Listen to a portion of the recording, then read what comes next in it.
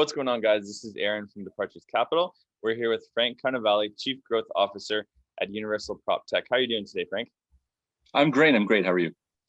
Great. Excited to have you on. So can you start by telling us a little bit about Universal PropTech and what the company is all about?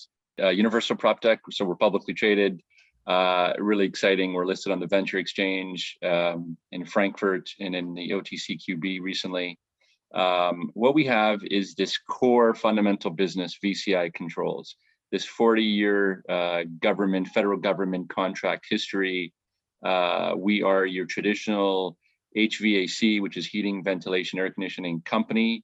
We do controls and mechanical around HVAC, and we have no debt, cash in hand, good, about $10 million a year business, and we're now growing. And aside from that, which is already a great story, we have this great side investment we've made, a minority investment in a company called Iceberg Corp that has this really unique technology called Spotlight 19, where they can detect COVID non-invasively, really cost effectively under $1 per test in under 20 seconds for COVID. So that's really what we've done. And we've got these two disparate investments and each one pulls the other one through. And that's where we are. Very interesting. So COVID has completely changed the environment for commercial real estate. In your professional opinion, what technology will be essential as the world returns back to normal? And how will Universal PropTech capitalize on this opportunity? That's a great question. I think, as I even described it, your traditional HVAC business, indoor air quality was never really a primary driver of how organizations ran their buildings.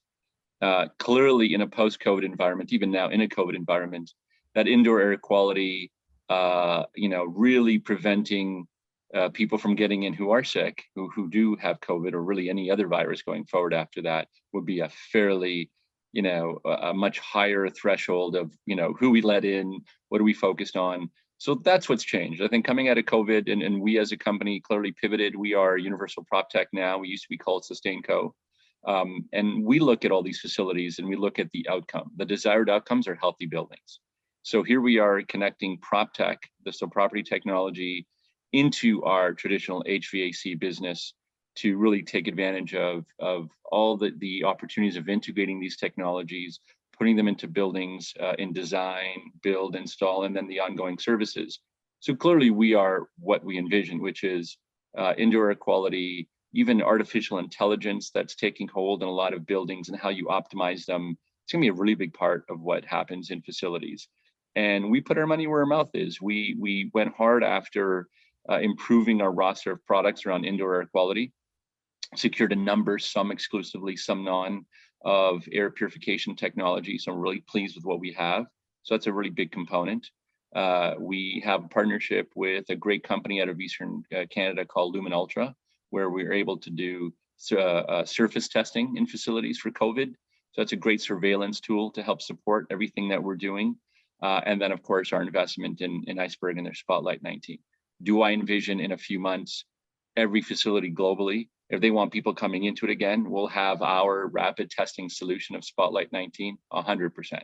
So we're doing what we expect to happen is what we're investing in. So we're clearly betting hard on that outcome. And we have the means to manage that outcome. It's not just investing in a technology, we're integrating it and deploying it through our service contracts, our customers as well. Very interesting. So Universal PropTech has already posted some very impressive financials, including 10 million in annual revenue, along with no debt and being cash flow positive. So these are very impressive achievements for a company your size. How did you manage to achieve this, and what are the company's plans to grow revenue? That's another great question. How do we achieve it? Chris Hazelton is our CEO. There was a bit of a management change less than a year ago, last summer. And Chris was able to bring in some strategic investors and ultimately take out the previous CEO. And by doing that, and he'd already started the work on it, by doing that, he was able to focus the business. He took out about 1.3 million in annual costs, right? So he really pared down, he really focused the business from a cost perspective of how it needs to operate. And there's still more work to be done. So he really laid a great foundation that allowed us to now reap the rewards of higher margin, on quarterly returns. He's really done a great job. The second part, which I fell into, is, but what's that growth strategy? How do we really propel ourselves? And that's really what I'm focused on. Is he built a great foundation now to make sure that we don't have the waste in the system? How do we really attack the market? And we need to be nimble. We need to see, like the indoor air quality, like Spotlight 19, where's the market going? And when you look at that, it's also, if I build on the building performance side, which is the next layer of this, it is absolutely artificial intelligence, embedding it within the even audits that are done for buildings to determine their baseline and how effective they are. AI will be a big part of that. And then looking at how you optimize a building. How do you make it run, whether you're driven by indoor air quality levels, whether you're driven by energy efficiency, or you're driven by even low carbon, right? You need to put in those parameters into an artificial intelligence system that will ultimately design the building to operate in that manner you want. We need to be at the front end of that, and we are going to be, and we're planning to be for everything we're working on. And then the final piece, and all this we can do even organically within the resources we have and add on different technologies. The final piece is you can't do any of this without really embracing the low carbon environment that's occurring, the integrated energy resources across North America. We're all used to our different electric utilities that, very finite service territories. Here's what they deliver electrons. Here's how you pay your bill. What is absolutely happening across North America is kind of turning that model on its head, where a customer who has their own energy resources on site, maybe they saved energy, maybe they generated their own energy supply from solar energy, wind, storing it in batteries, they will have an ability increasingly in the next few years to market that and to put it up for auction and for sale in a moment's notice with blockchain in these markets. By doing that, we're also making sure that buildings are ready for that. So if you have an opportunity to not just save money, right, and you're doing all the things right, but if you're not ready for that open market that's about to occur in the demand energy resources regime that's opening up, you're missing out on a whackload of revenue or savings. So, you ask about sort of the future. We see where the future is going. We're leading it. We're driving a lot of relationships and integrating a lot of new technologies to be on the front end of that. But again, there's a method to the madness, dealing with what's in front of us now, moving it through. I think we're not slowing down. There'll be a lot of great news stories and relationships and deals that we'll be announcing in the coming months. So we're pretty excited. Yeah, it's an exciting time. So when it comes to competition, is this Yeah. a competitive market, and what sets Universal PropTech apart from any potential competitors? It really depends who you ask. I think at the highest level, there's a massive shift, right, from this sort of traditional monolithic, HVAC, even electric industry supply of power generation. There's a massive shift to this new low carbon economy.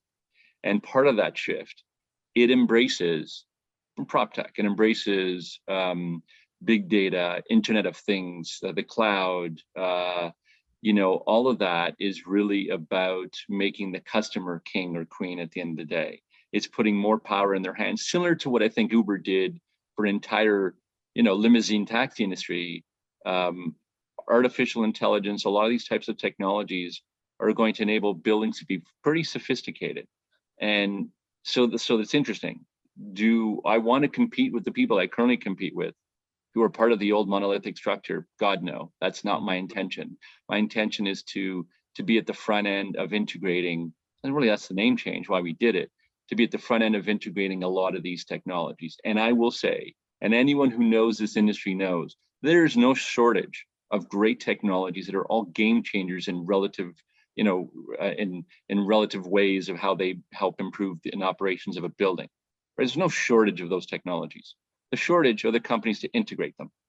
And as long as we keep focusing on how we can best integrate, then when we see an opportunity to invest and drive that return, so far greater than what we're doing on the ground, but what we actually get on the lift from making that investment, that, I don't think there are people really competing. We're having a different conversation, playing a different game than what the industry is playing, and I'm pretty proud of that.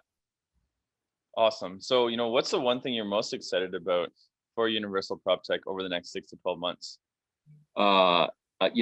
obviously Spotlight 19 is a tremendous investment. It's not everything we're working on, and some people think it is. It's a great investment, and it will play out in the next 6 months. We expect to see tremendous revenues being driven from it in our markets that we've secured. We have governments across the country, and all school boards and post-secondary institutions are our target market. So we have that exclusivity to sell to them. So putting that aside, PropTech to me is the home run. We have a lot of singles and doubles we hit all day long in the business we have today. But if I look out 6 to 12 months, we're making a number of other strategic investments that achieve very similar to what we're doing with Spotlight 19 and Iceberg. So I think that's just the nature of how we're going to grow this business and be really strategic. You're coming in because you see this solid foundation of a business, and we're de-risking it by using this solid foundation and growing it on the singles and doubles, but we're making these investments that bring everyone what they're looking for. So definitely. So why is your investment in Iceberg so critical to your company? So I think, as I described earlier, it needed COVID. The pandemic was interesting. It changed so many. I mean, here we are doing this interview, like this, right? As opposed to in person or some other format. The pandemic has turned a lot of things on its head. It's really changed the way people run their lives or daily lives and change how businesses operate. And I think when we looked at, what's going to change and how facilities operate, it was already happening. PropTech was already becoming a rather massive investment market, a massive way for businesses to really, become much more optimal and sort of be more efficient every day. The pandemic just sped it up. Mm-hmm. And so to now have people take indoor air quality that much more seriously and put that procurement level at a higher level, making parents happy and pleased that they've done the right surveillance on COVID, that they're making sure the air quality is better than maybe historically it was. It just sped a lot of these things up. And so why it's relevant for us, Spotlight 19, is it's not only a tremendous revenue source when the time comes to pull in, a great amount of revenue with relatively little cost associated with it. It's also the pull-through effect. So, speaking to investors, it's about the stickiness of, we've done it with our current batch of customers for 40 years. How do we get the next batch of customers for the next 40 years? And you create that stickiness where you get in the door with the technology they all need today, but we're not leaving until we're done with getting as much of your HVAC controls, mechanical, building performance, energy resourcing. It's a great pull-through. So for Spotlight 19, it just allows us to have a great way in the door, far greater than we've ever had, I think. Great. So from a customer's perspective, so why this technology versus, one other that you can have in your traditional HVAC business? Yeah, so that it's a great question, because when you think about, we made this investment, would have been better spent putting it towards a traditional business. I think, as I said earlier, people are changing how they're procuring. They're changing how they're looking at their buildings. And if you're trying to stick out of a pack, sometimes you need to do something that really allows you to be a bit of an outlier and to be a bit of a leader and driving the market. I don't think there's a lot of success in ever playing, in part of the pack and just following what others are doing.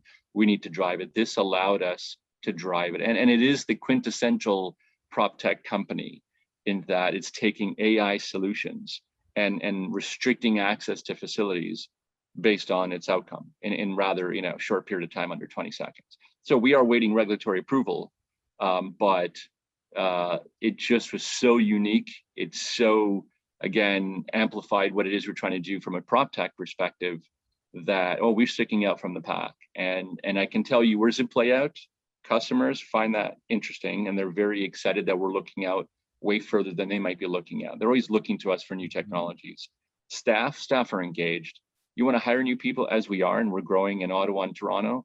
People don't want to go work for a company that looks like it's sleepy and kind of dying and the model's going to die. They like coming to a place where people are invigorated and excited. And we're excited every day. We're talking about new things, new opportunities, engaging everyone. And they understand the story. They get the narrative of what it is we put together. So it was critical to be at the front of the pack. Awesome. So where's the best place for investors or viewers to find out more information about the company? I'd say there's two places. I mean, we do have our social media, accounts you could follow, but universalproptech.com is a great place to find much of our information or news. But we do have a YouTube channel, so look for us on YouTube, where we post all of the different videos and interviews. There's a lot of information, right? And it's not so simple to say we're this.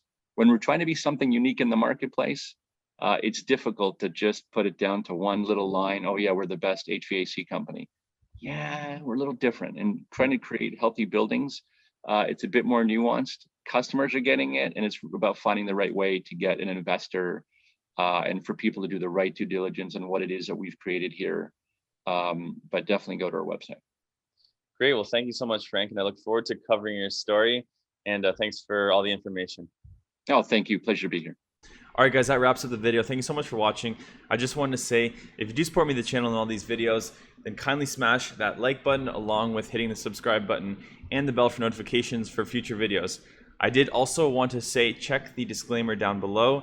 This video was sponsored by the company that we are talking about today. So check the disclaimer, full disclosure, and we're out of here. Always remember, guys, Departures Capital is for information, education, and entertainment purposes only. Don't buy or sell a stock because you heard it on here. Buy or sell a stock because you've done your research, you've done your thorough due diligence, and you make your own personal investment decisions for yourself. This video is not financial advice. We'll see you guys in our next video.